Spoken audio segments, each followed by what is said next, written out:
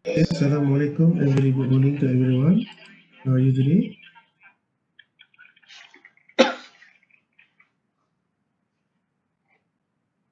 Boleh ah? Waalaikumsalam. Boleh. Boleh ya? Okay, good. Okay,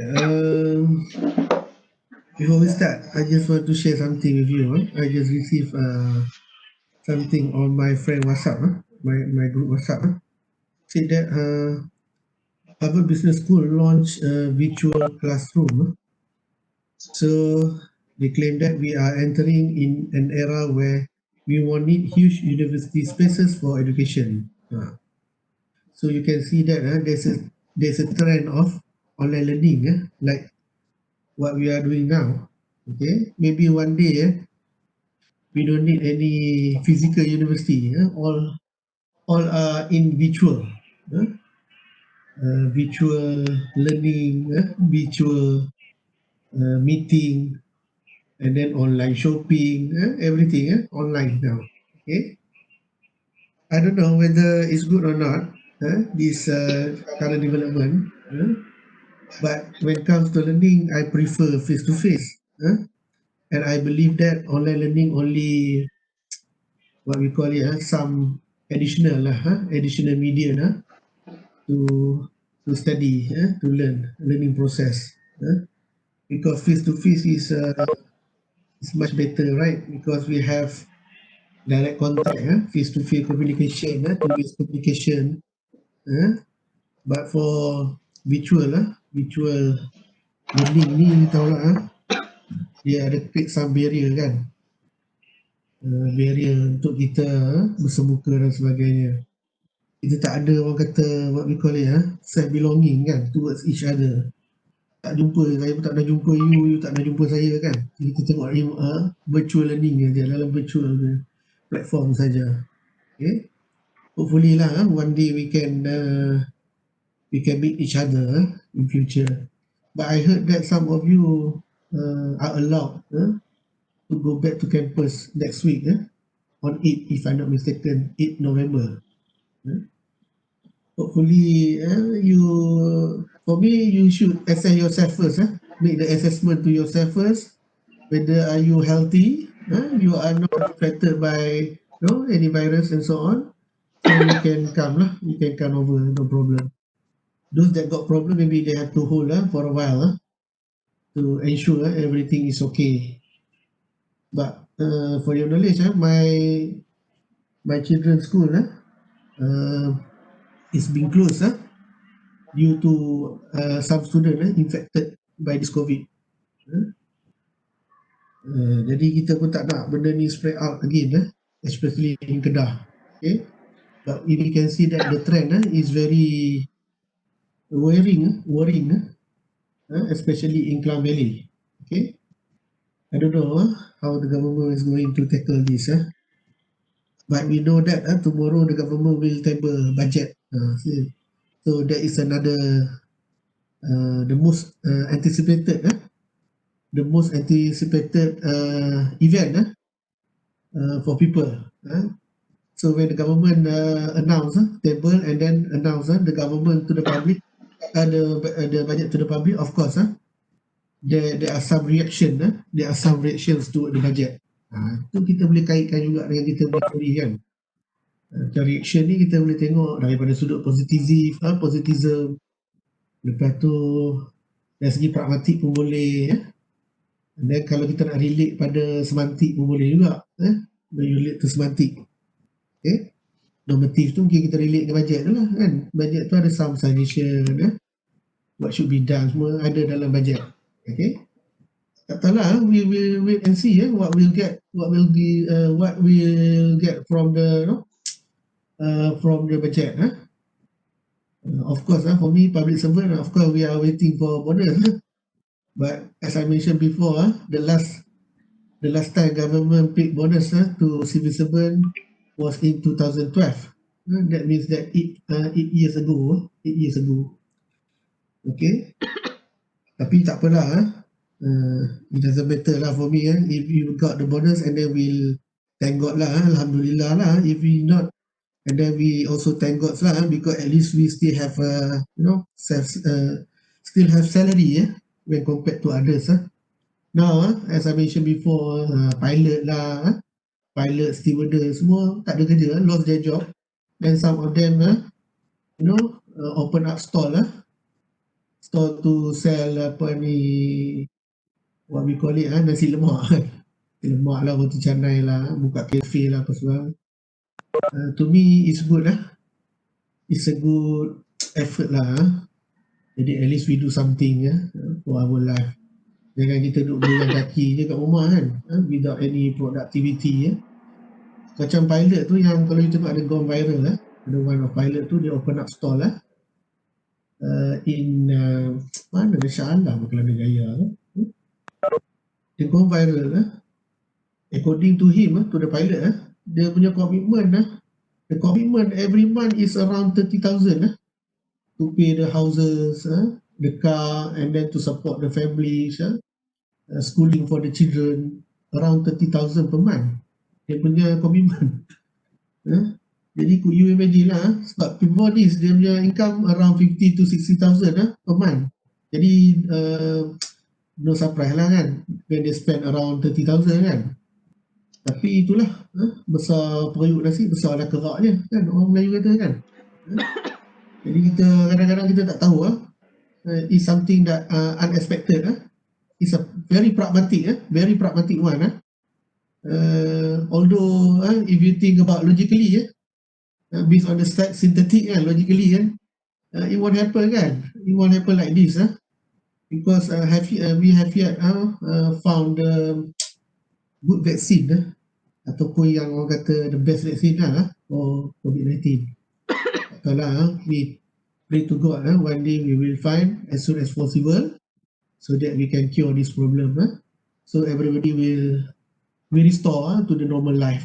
Kita can restore to the normal life rather than we like this virtual learning apa semua ni pening kepala semua. Saya pun bukan suka sangat virtual learning.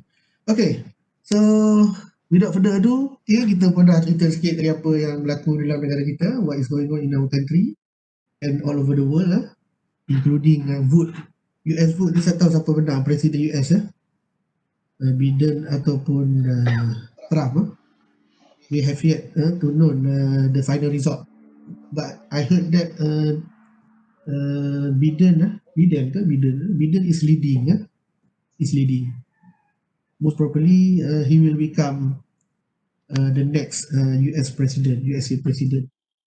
Tapi for me, kalau in democracy system like our country kan, kita demokrasi parliamentary democracy, kita ada dua sistem parliamentary democracy and constitutional monarchy raja berperlembagaan, raja yang mengikut perlembagaan. Raja maksudnya raja dia act accordingly to constitution, federal constitution parliamentary democracy parliamentary we select our representative according to certain areas ataupun kita panggil certain constitution to represent us in the parliament. Macam sini di Kedah ni, kawasan ni kita panggil Kubang Basuh parliamentary seat. Jadi adalah banyak lah kan, dekat seluruh negara ada semua sekali 222. Okay. Tomorrow we will see how would be in term of budget. Okay, so I will turn off the video to save your data. Okay, our purpose today is to discuss constitutional framework, and then I will glance through the notes by Wiley constitutional framework. Next class I plan to discuss critique and also the two main factor that influence the development of constitutional framework. So I put in different notes because I want to save the space in the PowerPoint. Tidak the PowerPoint become too lengthy too lengthy PowerPoint dia tak syok. Jadi kita buat satu asing you can read there. Okay. So the next class and then I will the next class I plan to discuss on the Islamic accounting. Maybe one class we can finish up Islamic accounting. itulah di kita lebih kurang kita our plans for ni. Jadi we will take around 3 class to finish up the concession framework. Okay.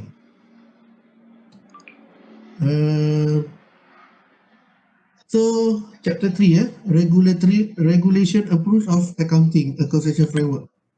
Maybe you, if you realize, maybe you might ask you why this chapter called regulatory approach, while in chapter 2 we discuss regulatory is something to do with the standard kan, standard overload lah, standard detail lah, and so on kan.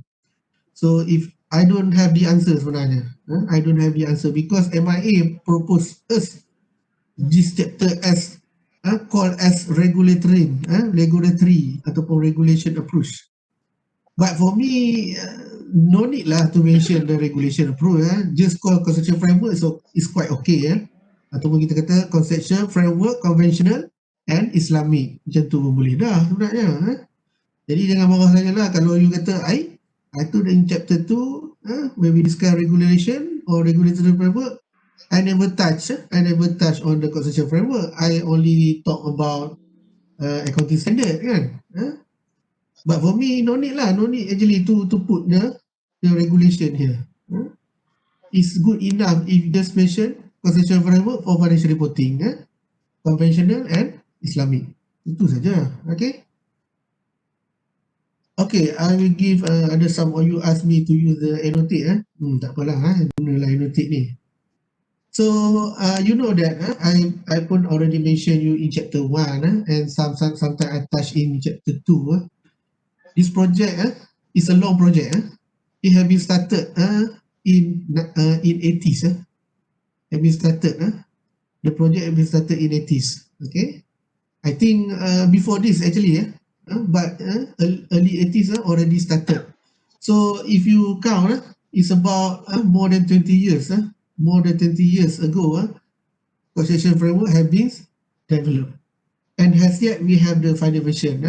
The latest one we revised in 2018.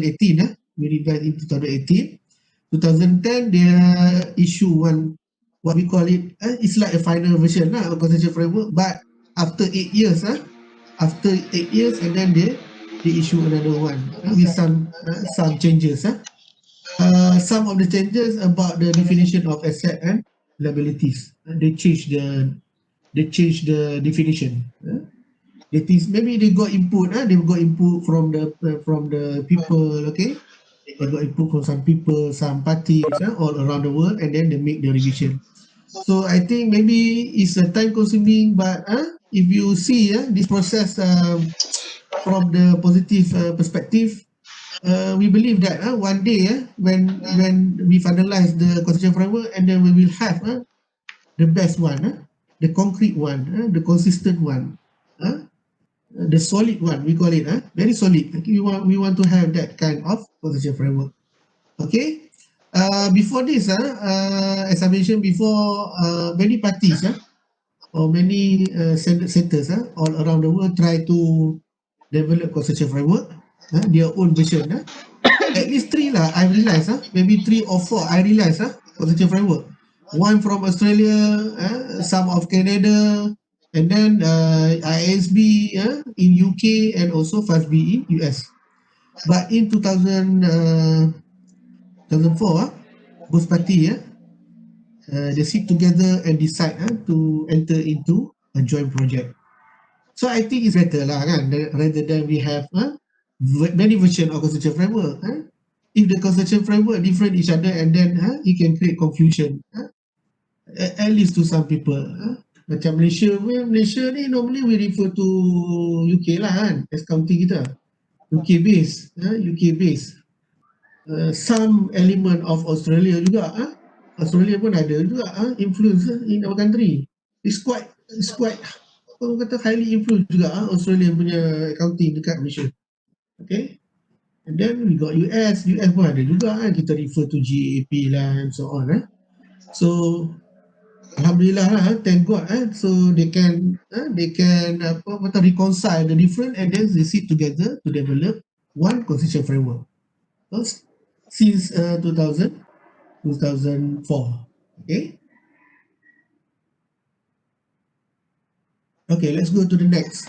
Okay, the purpose of constitutional framework. Okay, what are the purpose of constitutional framework? First, to assist the board, ISB, to develop and revise its standard. So, constitutional framework will become the third reference when it comes to develop the accounting standard. So, after this, when the standard setter want to develop constitutional framework, I want to develop standard or to revise or to remove or whatever, whatever changes they want to make to accounting standard, they can refer to constitutional framework. And then assist entity to develop consistent accounting policies when no standard applies. Okay. Um, the current practice is okay when we got problem, we tend to issue the standard. Okay. But the problem is when you issue the standard, too many standard, so it will become confusing to the accountant, for example. So when we have constitutional framework, we believe that the accounting profession believe that, and then we can reduce the number of standard. So when we got stuck, for example, when we got stuck, we got problem regarding the accounting, so go back to accounting standard. Like Muslim like Muslim, if we got problem, we got stuck, we got issue, argument, and then we go back to Al-Quran and Hadis. Macam tu. Kita refer back to the source of the knowledge.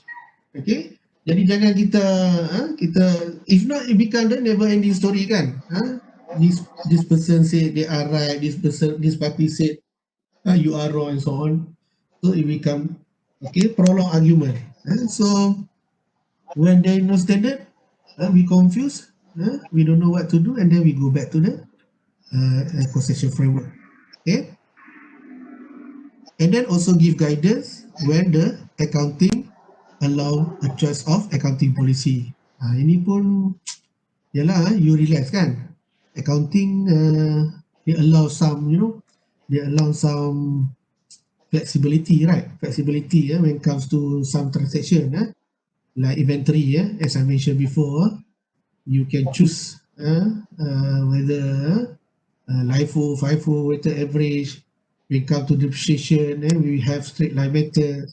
We have some of your DG, and then reducing balance, and then there are some, some formula to calculate some values and so on. Okay, when we have conceptual framework, of course, we try to assist. Let's say that there are choice, but this constitutional framework will guide the preparer of financial reporting to find out or to choose the best one for the company. For example, in terms of what we call in terms of depreciation, for example, let's say a constitutional framework allow you, to use different depreciation method. But in the constitutional framework, maybe they will give some guidance. Which one is the best for you? According to your nature of business, for example. Kalau nature of your business tu perishable kan, your item is perishable. Kan, item perishable tak lah yang senang rosak kan. The item that you punya inventory are perishable, and then maybe the best is you use FIFO, for example. Kalau yang non-perishable item, maybe LIFO is the most appropriate. And then if your inventory keep changing in term of price, dia ada price fluctuation, price fluctuation, you punya inventory tu sekejap naik sekejap turun harga, and then weighted average would be the best. Contoh macam tu lah. Jadi dia akan bagi some guidance to the entities. Entities here means corporate entity lah. Selalunya kita refer the corporate entities. Corporate entities. Business kan, business punya entities. And then also assist all stakeholder to understand and interpret the standard. Contohnya macam when we refer to the standard asset, standard related to asset. Maybe we confuse what is mean by asset. And not stated definition of asset in the standard, but the standard is related to asset. So go back to the constitutional framework to understand what is mean by asset. Something like that. So it can help you to better understand about the standard itself. In other words, it become the term of reference lah. Kalau you read all this note, it will become reference lah to accounting, to the accounting practice, to the accounting profession. Okay, and then we go to the next. So after all this while, I always mention constitution framework. Maybe you might argue, or you might ask me, what is the constitution framework? You always say constitution framework. So this is the constitution framework. As you can see that, there are 3 level. First level, touch on the why, the why. Kalau tengok why ni macam ada elemen apa ni? Elemen positivism kan? Positivism, positive accounting theory kan? Why question? Okay. Here is what we call it, explanatory. And then the second level is a bridge between level 1 and level 2, level 3, level 3. Okay, and level 3 related to implementation part, or sometimes we call it operational part. Yang ni operational. Okay, operational. Okay, look first at the first level, objective. If you realize this objective actually is decision usefulness. Okay, because this constitution framework define the purpose of financial reporting. Financial reporting is to provide information for decision making. Here the state about the capital provider. Jadi selalu macam itulah, it's normal lah. The capital provider wants to know about the money that they provide to you. So what happened to the money? What happened to the capital? Okay? Macam you lah, you become the shareholders of a company. You pump your money here. You pump your money, 1 million, 2 million. Let's say you are what? You are millionaire, multi-millionaire. You pump the money to that company, 1 million. So you want to know what happened to your 1 million, so that you can make decision on that, whether to continue invest in the company to maintain your share, or to withdraw your share from the company and then you reinvest your money to other company. Okay, so the constitution framework or the financial reporting state the main objective of the constitution framework state the main objective of financial reporting, that is to provide information for decision making, and we can relate to decision usefulness as I mentioned before under the normative theory. Ada lah normative, ada positif, ada ni. Okay, and then qualitative characteristic. Here. Ini pun banyak kali there are so many times they revise all these fundamental qualities. Not the fundamental, I mean the quality itself. Before this, they did not classify these qualities under fundamental or enhancing. Okay, but the latest one they classified into 2 main categories. First is fundamental, the second one is enhancing. Okay, so this fundamental is fundamental lah. You must have this quality, and to make it better, we should have enhancing quality. For example, relevant. Relevant. What is mean by relevant? For example, relevant. Something can make different in decision making is considered relevant. Okay. Others, for example, comparability. So you can compare between your company, between period. Kan? Jadi kita tak nak lah comparability. You cannot compare kan? If you cannot compare, how could you make the decision? Macam company A and company B. Okay? If they use the same, accounting practice, they refer to the same, let's say constitution framework. So we can argue that the practice would be the same between these 2 companies. So we can make the comparison. Better comparison, so better decision making lah. Which one you want to choose? Let's say company A, company B, you want to invest.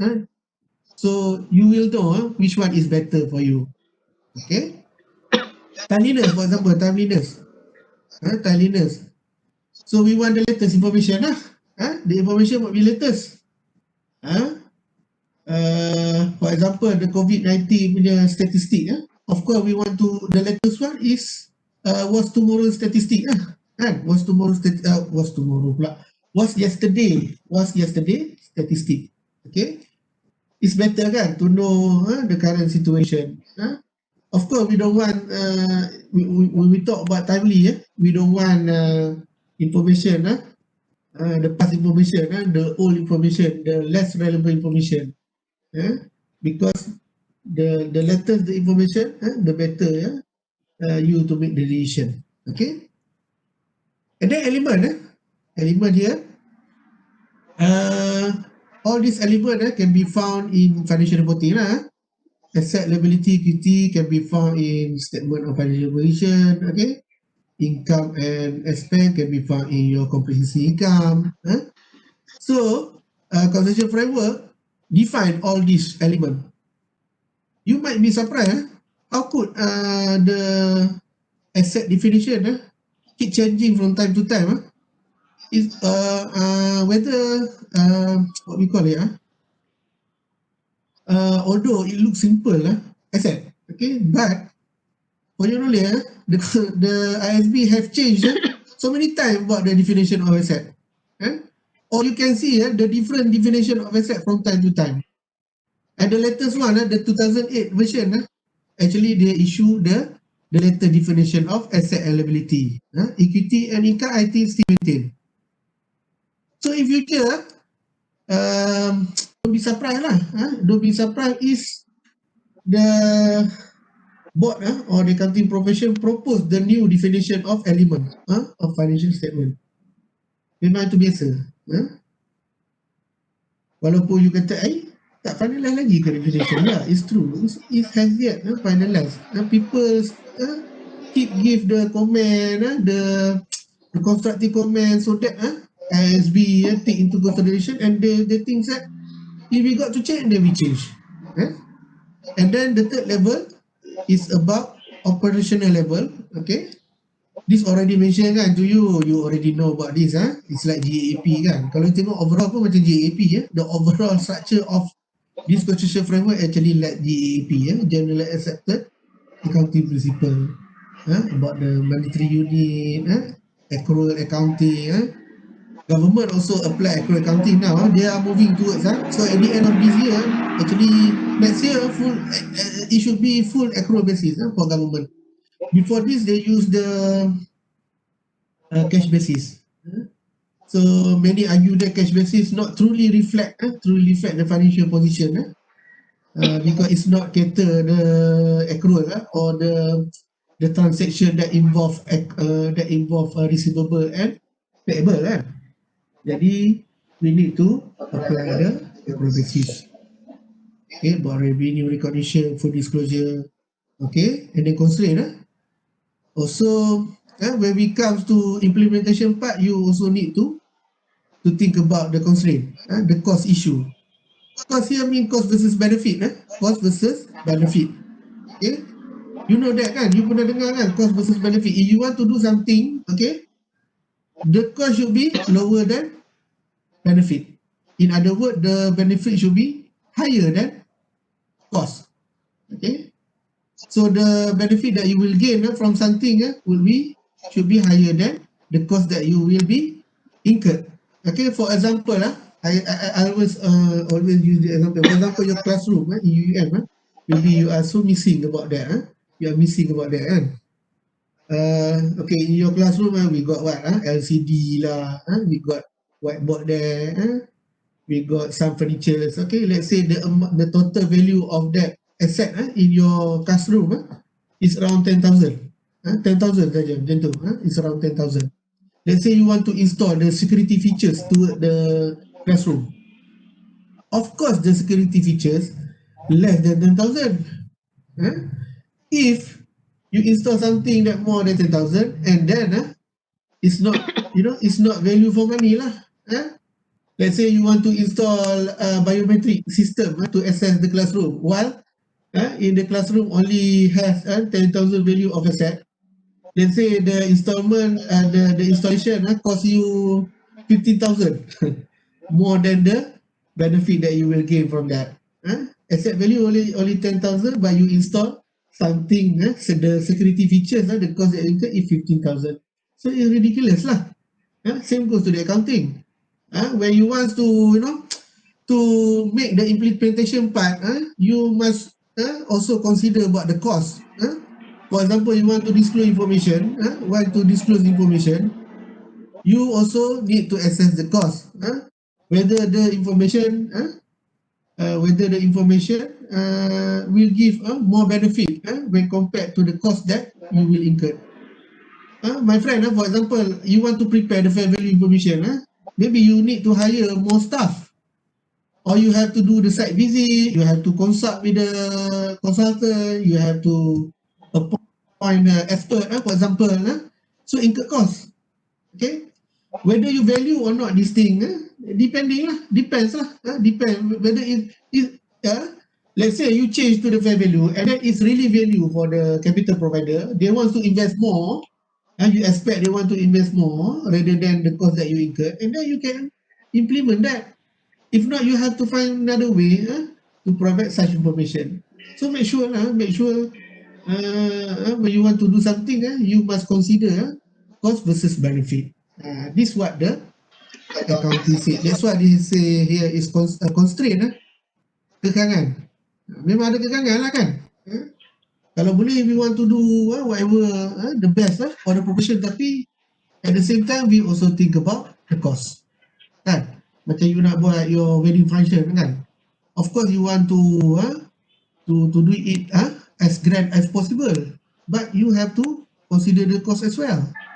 Memanglah kalau you rasa itu yang terbaik untuk you, memanglah kita nak buat macam-macam dalam taman lah, dalam apa je tak tahulah. Macam-macam lah konsep kan for wedding now kan. You incur cost macam artis tu, baju dia saja berjela-jela dia punya gown tu dekat 1 kilometer dia panjang. Kalau pergi dekat pengantin punya wedding punya apa tu store kan, tengok the gown kadang-kadang boleh cost you more than 20,000 30,000 gown saja. Jadi berbaloi ke? Is it worth for money kan? Is it worth for you? Is it value for you to spend that much money for your gown? Jadi you need to assess. Same goes to the accounting. You want to do something and then we got constraint. We got constraint to think about the cost as well. Cost versus benefit. And then okay, this explain about the conceptual framework lah. So it's a structured theory of accounting. Okay, structured theory of accounting. Yeah, scope, the objective, and of financial reporting. Okay, decision usefulness. Okay, you can see from there the purpose of financial reporting is to provide information for decision making. So then they stated the capital provider, and then about the qualitative characteristic of financial information, basic element, asset, liability, equity, and so on. And then about the operational part, recognition, measurement, and disclosure. Okay. So actually this repeat the figure characteristic, the figure that I just show you. Okay. And then we go to the next. Okay, this definition of conceptual framework by FASB, by Financial Accounting Standard Board US. According to FASB, conceptual framework is a coherent, unified. Unified means that you gather everything. You put in one place. It's not one place. You gather everything in one platform. Okay, like the figure shows. We got the definition. We got the element there. We got the qualitative characteristic, recognition, everything. Everything what accounting we put together. System of interrelated objective. You can see that from the level 1, level 2, and to the level 3, they are interrelated each other. That lead to the consistent standard. So one of the purpose of conceptual framework is to assist the IASB or the board to develop standard already mentioned to you that prescribe. Prescribe means that give guidance. So this has element of normative. Prescribe. Okay, prescribe here. It has element of normative prescription. the nature. Okay, so in bracket ni I try to to define what is mean by the nature. When I look at the dictionary, they say that the basic or inherent features. Okay, the nature of financial reporting or accounting. What is the purpose? Okay, so in short, we can say that provide information and the limit. It also highlight the limit of financial accounting and reporting. Okay, what is the limit? What is the example of limit? I think one good example is the reasonableness of the of the assurance. You know that financial reporting only provide the reasonable assurance kan. Macam when you audit, you said that the financial statement gives true and fair view means that it's a reasonable assurance. It's not an absolute assurance. Bukan absolute assurance. Okay? Bukan satu assurance yang terlalu perfect. Dia sebenarnya reasonable saja, munasabah saja. Itu limitation. Is one of the limitation for the financial reporting. Another example, let's say you refer to income statement, kan? You refer to the net income. Net income is not equal to cash, kan? Banyak orang salah faham. Orang ingat the net income is the cash that hold by the company. Ataupun at least they say that this is the net cash that the company has after deduct all the expenses. Actually, it's not. If you want to access the liquidity, you need to refer to the cash flow, and also refer to the balance, kan? To the account balance, or account or cash, stated on the statement of financial position.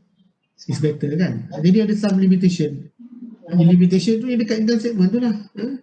Banyak orang tak faham, kan? Orang tengok, the profit is very high, but in their mind, dia interpret dia punya cash banyak, tapi bukan sebenarnya. It's a limitation there. Actually dia sebab accrual, okay, it doesn't mean that higher apa orang kata, higher income or higher net income, the cash also high.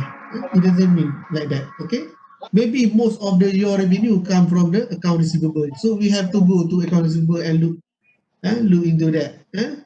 Maybe most of the sale come from the credit sale, not from the cash sale. Okay, so there are some limitation that people need to understand about the financial reporting. So conceptual framework highlight about this limitation. Same goes to the qualitative characteristic. Okay, so they list down all the characteristics. So the characteristic outside the conceptual framework, if I say no consider at all, it's too harsh, kan? It's less considered lah. It's less considered to financial reporting. We only concerned about this. So you don't ask more lah, kan? You don't ask more than this, than stated on the conceptual framework. There are apa tadi? Ada 6 element, kan? 6 element of qualitative characteristic of financial information. So don't ask more because our limitation is 6. Okay, if you ask more, it's not us. Okay, it's not provided by the financial reporting. Tak tahulah apa lagi karakteristik yang ada. Mungkin you minta apa, you minta somewhere else according to syariah principle, itu tak ada dalam tu, kan? Katalah one of the characteristic that you ask is in accordance with syariah principle, so it's not suitable there lah. But for Islamic accountant maybe it's suitable, but for the conventional one, okay, it's not suitable because syariah ni relate to Islam, for example, relate to Islamic context, not the conventional one. Although for the Muslim believe that we have to include them, but for the conventional, it's some limitation, we cannot include them because it's conventional, it's not the Islamic one. Okay, there are so many examples, but for the time being, there are examples that I can provide to you.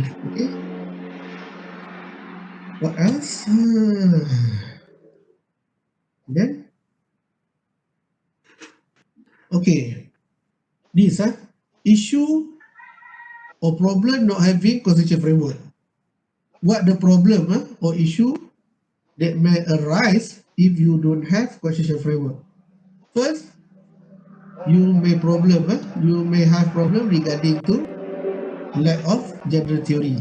Okay, if you realize or notice in chapter 1, chapter 2, we discuss so many approach to accounting theory development, and I can see that most of the theory are borrowed from other area or other field of study, not for accounting. For example, pragmatic maybe discuss in psychology, same goes to the semantic, about the positivism, actually applied in behaviorism. Okay, it's not really accounting theory. Okay, what we borrowed, we call it in research we call it borrowed tu maksudnya kita pinjam, kita pinjam teori masuk dalam accounting untuk explain accounting. Dia bukan really the accounting theory. Originally it's not. Okay, so people claim that if you don't have the causation framework, means that we don't have general theory, because for the time being we borrowed the theory from other fields, other field of study or other areas, and then they relate to the second issue. Okay, if you're not having the causation framework, it can allow freedom. Permissiveness means that you allow freedom, to accounting practice. So it's true, kan? It's true. One transaction you have so many, so many technique method to record. Macam exploration cost, macam you buat cari gali kan, oil and gas accounting itu one of the complex one lah. Ada yang use successful method, kan? Maksudnya when successful baru you recognize. For the time being you cannot recognize, you just expand, you cannot capitalize.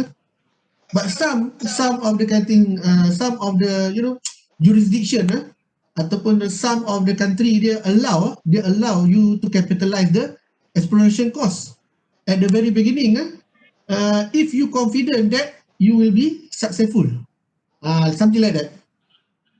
Jadi dia ada confusion situ, dia got some confusion. Okay, maknanya allows kind of a different treatment to the same thing.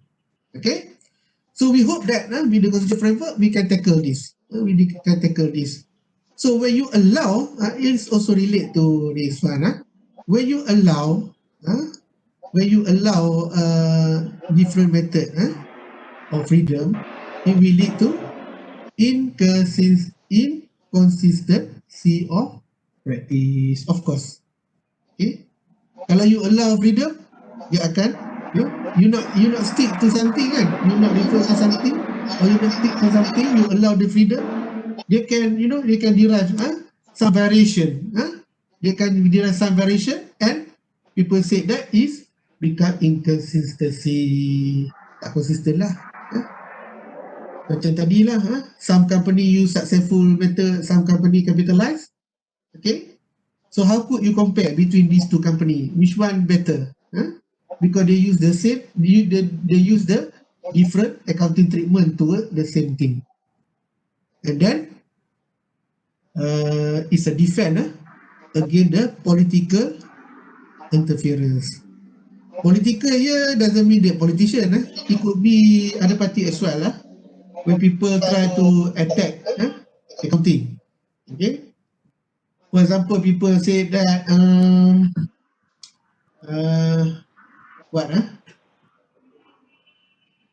the purpose of financial, let's say people claim that the purpose of financial reporting is to get confident, to give confidence that no manipulation exists in the company. So it is wrong. Based on the constitutional framework, we can claim that no, that is not the purpose of financial reporting.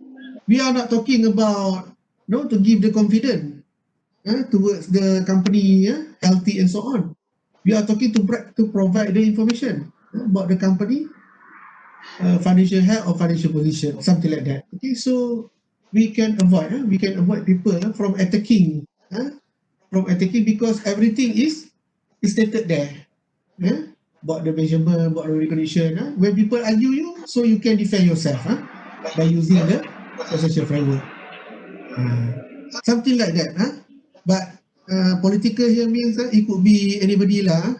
It could be NGOs, it could be government agency, it could be regulator, or others lah. It could be politician as well. You know that politician, we expect them to solve our problem, but actually they create more problem to ourselves. Itu sebenarnya kan.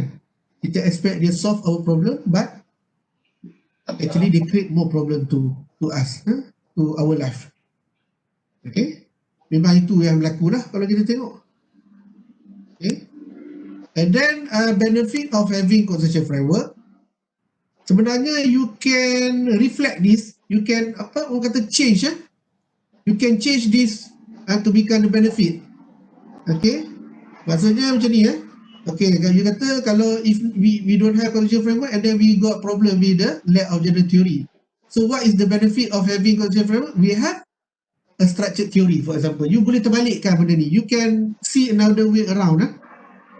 Macam nombor 2 ni, permissiveness or allowing a freedom of accounting practice. So with the consensus framework, we can reduce this permissiveness and then leads to the consistency. Okay, actually this thing refer to the same thing to this, but in other kind of explanation.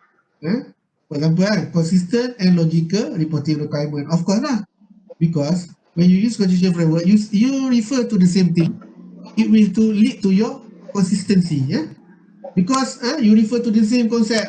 For example, about the element of financial statement, the definition of asset. So you refer, everybody refer to that definition. So it will lead to consistency. So whoever you ask about the definition, they will say the same thing. Okay, go back to consensus framework definition. So there is no other definition that we accept for our profession, but we accept the definition as stated on consensus framework. And then greater compliance. Okay, so you cannot let's say your information is not timeliness, you put the old information in your financial statement, financial reporting, and then you cannot claim after this, I don't know what is the characteristic of financial information. So we can argue, go back to the consensus framework, you see one of the characteristic is timely, so you have to put the latest information in your financial reporting so that the people can make the decision. So it can lead to greater compliance in that sense. So they cannot run away and say that, I don't know about the qualitative characteristic, I don't know, we have to put the timely information, while in the consensus framework stated on that qualities. Okay, jadi that's why people say that the greater compliance here. And then enhance accountability of standard setter. So you know that consensus framework they prescribe consensus framework prescribe about the accounting practice, about the guidance. So the standard setter like ISB must be so they will become more accountable toward the requirement that they ask people to follow. Jadi let's say must be okay, so they will be more accountable toward whatever requirement they want to impose or to ask people to follow. Okay,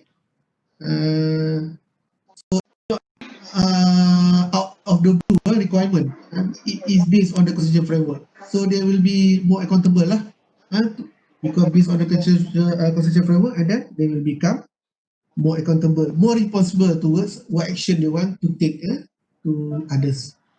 And then fewer specific standard. Okay, so we don't want ad hoc action, so every time you got problem and then we issue standard, every time you got problem we issue standard. No need to do that. Okay, in the case that something is not covered by the standard, we can go back to the consensus framework. So no need to issue every time we need to issue the standard.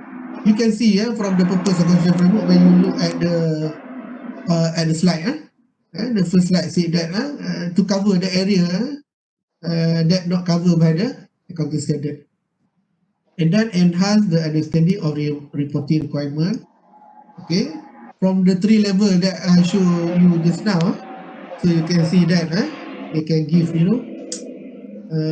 some guidance to the preparer at least to understand what is the purpose of financial reporting, okay, the element that you should have towards your information, okay, how to make the measurement and so on.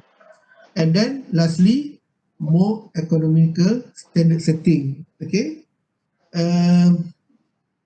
This one actually refer to the things that we want to redebate the same thing where you want to develop the new standard. For example, you want to develop standard regarding asset.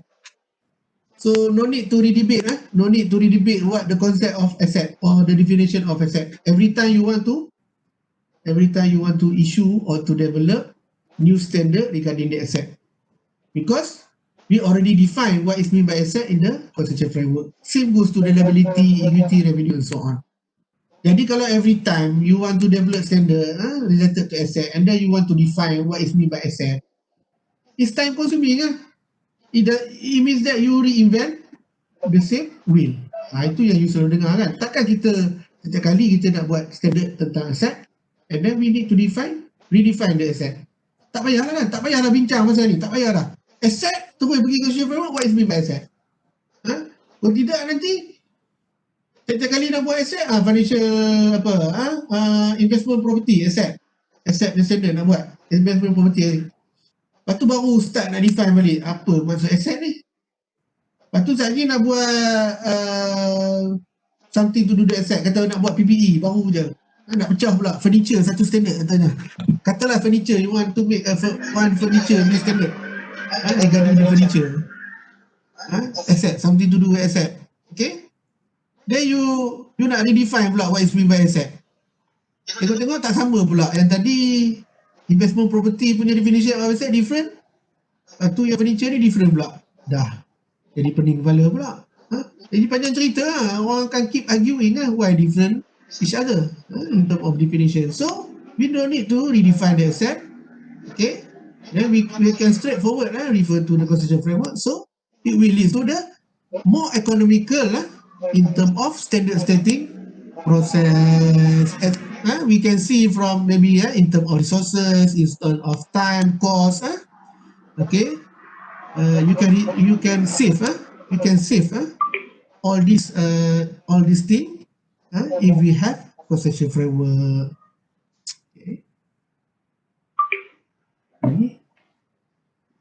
Okay, the development of conceptual framework is influenced by two key issues: principle based versus rule based and decision usefulness. Ini pun tak ada masalah lah tu.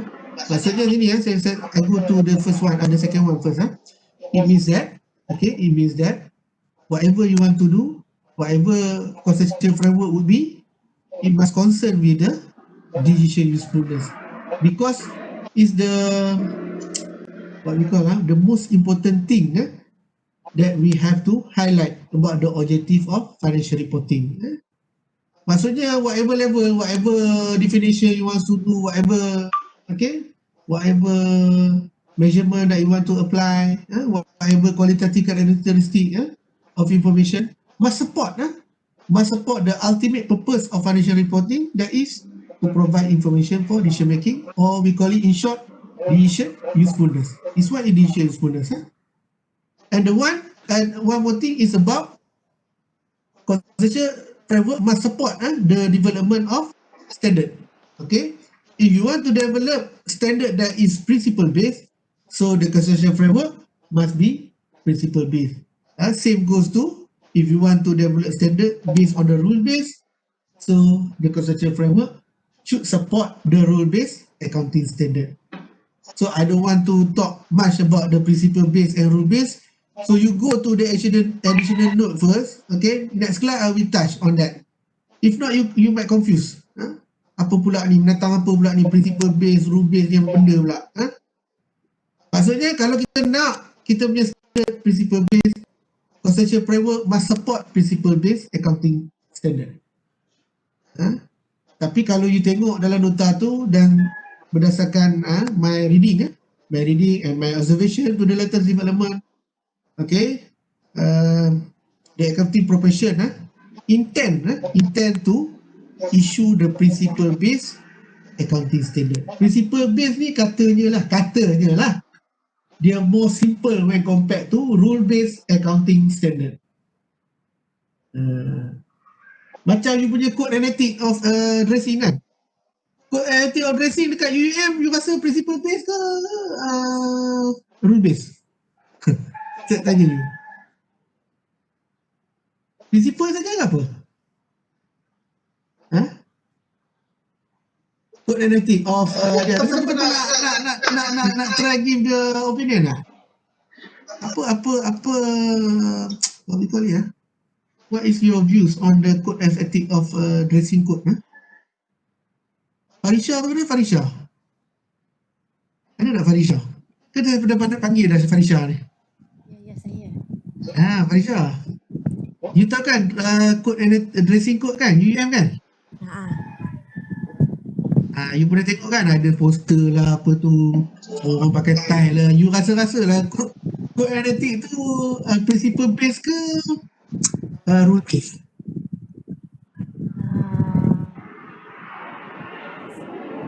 Saya tak sure principle dia macam mana. Entahlah, saya pun tak tahu. Tu yang tanya Farisha lah. Memang kena ikut dia punya ada standard yang dia tetapkan lah. Mana strictly lah you kena follow code and ethic of ni. Memang strictly macam lelaki kita kena buat apa? We got to wear tie kan? Tie, lepas tu kena pakai apa shirt kan? Kemeja kan? Lepas tu seluar panjang, tak boleh seluar pendek. Perempuan pula? Formal. Perempuan? Baju kurung, blouse. Baju kurung ke blouse, seluar flat. Yang formal. So boleh macam-macam lah kan? Boleh macam-macam kan? Saya rasa lah tak, okay, thank you Farisha. I think lah the code and ethic of dressing have both element. Kalau UM lah, kalau lelaki for the man for the female student, I think is more likely than principle, more likely than rule based more likely like rule based. Dia macam rule based. Maksudnya dia kena pakai tie, kena pakai dia dah macam define siap-siap dah. Dia define siap-siap apa you kena pakai dalam kelas. Dia quite strict kan? Tak boleh pakai, tak ada pakai t-shirt. Tapi perempuan kalau perempuan saya rasa lah dia macam principle, because dia concern about the modesty je. That's why as your friend said just now, you can wear blouse, baju kurung ataupun long pants and then the what we call it the long skirt kan, bukan the short skirt kan. Maksudnya dia lebih pada prinsip saja. Maksudnya based on the modesty. Modesty ni maksudnya lebih kepada kesopanan saja. Kesopanan dan kesusilaan. Kan? Maksudnya tak kisah you nak pakai baju apa tak boleh perempuan ni. As long as you modesty. But of course lah for Muslim we want to to cover the aurat kan. Tapi you tengok situ dia tak really define what you have to wear. As long as modest and then we accept. Tapi for men dia modesty element there, but dia dah define strictly your dressing code. You kena pakai tie, tak pakai tie tak boleh. Contoh tu kan. Perempuan tak apa nak pakai blouse, tak apa pakai baju kurung, tak apa. Lebih kurang macam tu lah, lebih kurangnya when it comes to accounting standard. Kalau principle base dia on the general principle saja. Maksudnya all the student can wear whatever they wants to wear as long as they're concerned about the modesty. Kalau begitulah caranya, maksudnya you masuk kelas boleh je pakai apa-apa. Nak pakai jeans boleh, nak pakai seluar slack boleh, nak pakai shirt boleh, nak pakai t-shirt boleh, nak pakai kemeja boleh, nak pakai sweater boleh, tak kisah. Janji sopan. Tapi kalau kita ikut rule base, we define. Macam tentera, you boleh pakai sesuka hati tak tentera baju? Tak boleh. Baju dia memang dah siap. Kalau you go to the event, you have to wear this kind of dress. Kalau for what we call it, kalau you go to training, for example, dia ada special clothes for you. Ataupun special shoes for you. Semua kena sama je. Dia tak boleh lain daripada tu. Tak boleh memandai-mandai nak pakai baju Melayu untuk pergi buat training. Tak boleh. Tapi kalau tadi yang saya kata tadi macam principle katalah modesty only the things that the concern. So maksudnya pelajar lelaki boleh je nak pakai baju Melayu datang kelas. Pakai songkok baju Melayu, pakai apa ni? Pakai samping. Dah jadi macam nak raya pula. Jadi Abang Jamil tahu Abang Jamil. Nak pergi mana? Bini dia tanya tipak kan. Aku nak pergi, dia kata nak pergi kawan dia punya apa ni? Function, wedding function. Sebenarnya dia nak kahwin kan. Jadi Abang Jamil.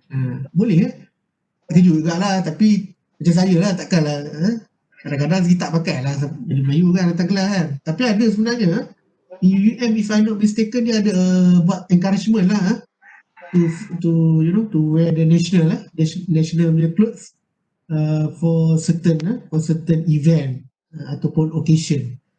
Macam baju batik kita galakkan pakai pada hari Khamis tak silap saya, and then UUM corporate punya clothes on Tuesday macam tu.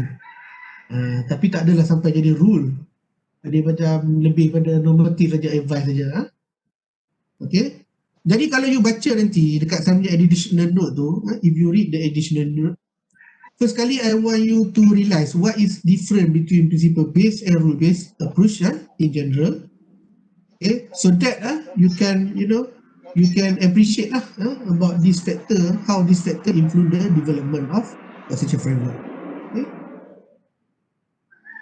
And then lastly, the summary. Okay, the conceptual framework is intended to provide coherent, macam tadi comprehensive, comprehensive and prescriptive guidance to accounting practice. Okay. If effective, it should result in communication or more useful financial information to the user, initial usefulness.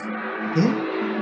And then developing a conceptual framework has been a long and complicated process. Yeah, of course. It take more than 20 years. It take more than 20 years already. But yet had been finalized. I rasa tak finalize lagi sebenarnya. Walaupun in my note I stated that the last revision is in 2018. But I believe that after this there will be some changes to the constitutional framework due to latest development. Maybe they akan include some of the other element there. Kita tak tahu. Mungkin kalau dah banyak online sangat ni, mungkin ada some IT element dalam constitutional framework tu. Maybe, who knows, one day mungkin ada statement of IT expenditure ke, ataupun kualitatif karakteristik tu mungkin kita mungkin dekat timeliness tu dia relate dengan you punya online capability. Who knows? Buat timeliness kan, maknanya whether your access to information tu can be like a fingertips ataupun a piece of cake bagi kan senang nak access ataupun tidak. Mungkin dia relate dengan timeliness tu. Mungkin dia ada timeliness tu ni dia pecah lagi ada sub pula di bawah timeliness tu, contoh. Jadi something like that in future. Tapi it's already take more than 20 years to develop. But yet still keep improving from time to time. And then of course whatever we do in our life, of course there are criticism. Same goes to the conceptual framework. So you can see the criticism. So I will explain the criticism. Okay, I will explain the criticism. And also these two key issue, these two main factors that develop the conceptual framework. It doesn't mean that there are no other issue, okay, or other factors that influence, but this one is considered the main one, the major factor that influence the development of conceptual framework. Okay, so that's all lah. Okay, I take another 5 minutes untuk kita glance through sekejap dekat kita put apa tu this. Okay, I also provide you with the conceptual framework note by Wiley. So from my experience, I think this one is among the best explanation regarding the conceptual framework. Although this is a the old literature, the old article, okay. But I think this one is the best, okay. So I think no problem if you want to refer this. So everything refer to what have been stated on the MASB ataupun ISB website, except the definition of asset. The definition of asset. Ada. Ni objektif, objektif kan first level. And then we have quantitative characteristic. I tengok faithful representation ada pula completeness lah, neutrality lah, free from bias. Contoh kita take relevant macam as I mentioned before. What is mean by relevant? Dia dah define. Relevant means accounting information must capable of making difference in a decision making. Jadi kalau information tu boleh make a difference, katalah invest or not invest, and then we call it the information relevant. Kalau information tu not make a difference, we have the information or we don't have the information, nothing different, okay, nothing important, so we can say that the information is irrelevant, okay. And then the good about this note, if you realize, this note also provide practical example. Kita ada Stora lah, Zemen lah, ada Citigroup lah, KT Corporation, NG Corporation, UBS, macam-macam dia bagi contoh yang practical example, so that you can enhance your understanding. Contoh macam kat sini kan, dia kata Japanese company dengan US company dia record pension differently. So dia akan ada problem in term of comparability. Toyota Jepun, Honda Jepun, General Motors US, Ford US. Kalau kita boleh tambah sikit, Volkswagen apa? Volkswagen daripada mana? Jerman. BMW Jerman, mungkin lain pula cara dia. Macam Proton mana? Proton Malaysia kan? Kereta kebanggaan rakyat Malaysia. Saya pun pakai Proton juga, kalau nak tahu, bukan saya nak ni. Okay. Jadi yang saya beritahu you tadi, ini definition yang lama. Asset is a resources controlled by entity, okay, dia dah define siap. As a result of past event and from which future economic benefit are expected to flow to the entity.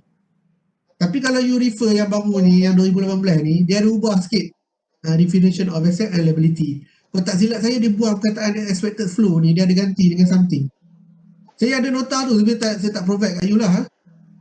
Kalau you nak ni, nanti later on lah, kalau we think that important, and then we discuss lah.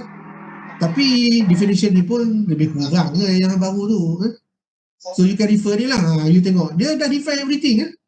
Liability apa, what is mean by equity, what is mean by income, what is mean by expense. So, when people want to attack you about the definition asset, we can just straightforward refer to concept framework. Okay, this is the definition of asset. Other than that, we can't accept from accounting point of view. Let's say the economy said asset is a property owned by ourselves ataupun by company. So definition by the economists. Okay, it might be true, but from our perspective, accounting perspective, the definition of asset is resource control. The resource control is not about the property only. It could be some other resources, macam marketable security ke, macam you punya bond ke, you beli bond ke kan, financial asset kan, you beli bond ke, you beli shares ke in other company, you buy investment, that one consider as asset as well. Because dia akan bring future economic benefit to you. Okay, tengoklah sampai bawah ni semua dia ada cerita pasal going concern lah, pasal periodicity periodicity assumption, okay, what is mean by accrual basis, measurement, tengok ada cost principle, ada historical cost, ada fair value, okay. Inilah yang competing sekarang ni. Kalau nak tahu, ada banyak sebenarnya. Dulu masa FAR 5 yang lama tu kita ada bincang measurement model. Saya ingat ada banyak, lebih daripada 5 tak silap saya. Tapi for the time being ni, normally kalau kita sebut measurement principle, normally we refer to fair value and historical cost. Satu lagi ada kot, value in use. Kalau you ada belajar dalam paper FA yang lain, you kena estimate value in use tu maksudnya you kena estimate dia punya discounted cash flow derived from the continuing usage of asset. Yang tu you sendiri yang calculate. Nak cerita dalam ni susah sebab tak ada whiteboard. Kalau ada whiteboard saya boleh cerita sikit pasal value in use. Ada revenue recognition, you compare. Lepas tu ada when you can recognize the revenue. Jadi dia ada bagi gambar aja. Macam time cash receipt ini untuk apa? Normally gitu dia lah untuk cash basis ataupun cash transaction. Ada juga yang you start recognize the revenue start during the production. Contohnya dalam construction. Takkanlah you construction you 5 tahun 5 tahun baru nak recognize revenue Jadi you akan recognize stage by stage kan, according to stage of completion. You akan match dengan belanja dan revenue yang akan dapat. Sebab bila you buat projek contohnya government project let's say you enter into contract government project, okay, you akan buat kata you akan claim you claim the money from the government accordingly to the progress, your punya progress. Kata dah siap 10%, so you can claim to the government 10%. Lepas tu yang you dapat tu, the money that you receive tu, you akan match balik dengan you punya expenditure to the program. So that particular period, you akan find out what is the net revenue ataupun income lah derived from that particular contract. Yang ni you akan belajar dekat ni kot. Kalau tak silap saya, paper ni you boleh belajar dekat specialized accounting if I'm not mistaken about this construction apa semua ni another good example macam job order costing when you receive order from your customer, you akan start doing the order. Macam katalah you want to purchase Ferrari you tahu kata Ferrari tu dia boleh tailor made you boleh pilih color dia, you can customize the seat, the leather, the color inside, the interior, the rim and so on. You can customize. You nak bubuh sunroof ke moonroof ke semua you boleh recommend. You boleh ni. The sound system of the car you boleh. Tapi mestilah dia akan bagi you some payment punya schedule kan. Okay. After kita buat some installation to your car, the body part ke apa semua you kena bayar 10%. Lepas tu bila kita siap interior you got to pay another 20%. Jadi bila you receive that money, okay, you can start recognize the revenue. Sini dia ada bagi contoh dekat end of production, time of sale dan sebagainya lah. Sampailah bawah ni, okay, ada lebih kurang 23 page agak panjang juga tapi tak apa, you take your time at least for your knowledge. Kalau taklah semua ditanya exam, at least for your knowledge. Yang ni gambar ni tadi saya dah bagi tahu saya dah masuk dalam nota I already put in your note this figure. Tapi apa yang have been discussed above actually summarize under this. Kita tengok betapa semua benda tu yang kata unified tu tengok unified semua benda ada kan dalam ni. Kalau you want to understand accounting semua ada. Tak orang tanya you buat financial statement ni untuk apa, ni dia tujuan dia. Apa yang ada dalam financial statement ni, elemen ni. So maklumat kewangan tu apa kualiti dia. Okay, kita buat two type of qualities, fundamental and enhancing. And then in terms of operational part, okay, recognition, measurement and disclosure. So you can tell to others. Okay, so that's all. So almost 12 okay, almost 12 dah jadi panjang pula hari ni tapi tak apalah, at least you can get something from the class. Okay, thank you very much. So I will share the barcode now for the attendance. So before that, I want to see the participant. Participant 25 means that one student have yet joined. Did not join the class. Okay, yang those got problem, you please tell me so that I can add your attendance manually. Sekejap saya akan share dia punya ni.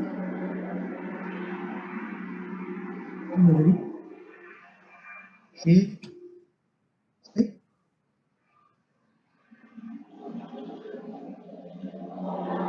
Ada ni. Oh, sudah tutup eh? Share. Hai.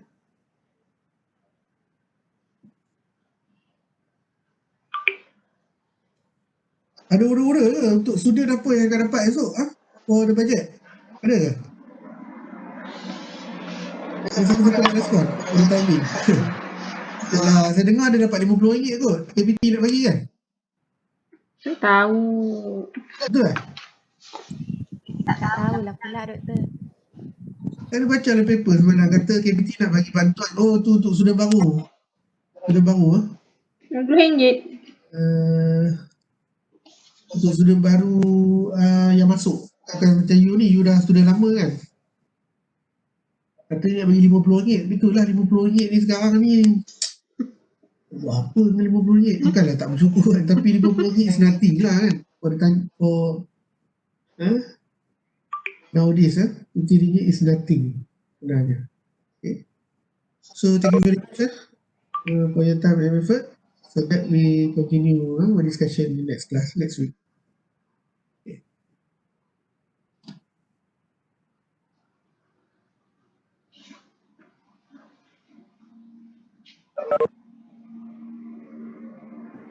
Thank you, Doctor. Thank you doktor.